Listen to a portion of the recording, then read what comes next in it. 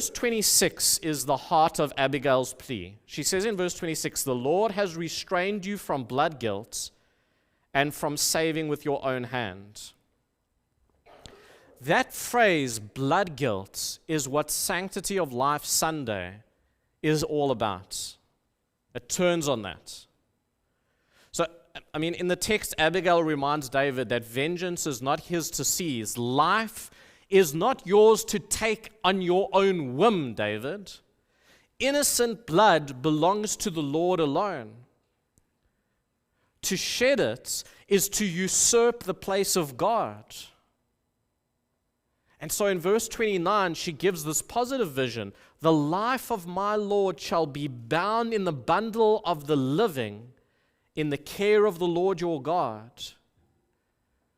Listen, David, human life is not disposable. It's treasured and bundled. It's kept as God's own possession.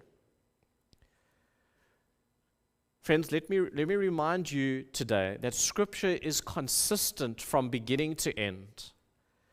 In Genesis chapter 9, verse 6, after the flood, God grounds this prohibition of bloodshed. He says, "For God made man in his own image." To assault innocent life is to assault the image of God. The psalmist, David, will later celebrate God's intimate care even for the unborn. He'll write in Psalm 139, verse 13, "You knitted me together in my mother's womb." The prophets, Jeremiah 22, verse 17, condemn those who shed innocent blood as those who have forgotten the God of justice. And the New Testament affirms that Christ himself took on human life at its most vulnerable, conceived in a womb, carried and born in weakness. Now we live in our culture that values, that prizes autonomy, my body, my choice. Doesn't that almost sound like Nabal's words? My bread, my water, my meat. The self is absolute. Life is measured now not by God's image, but by convenience and utility and desire.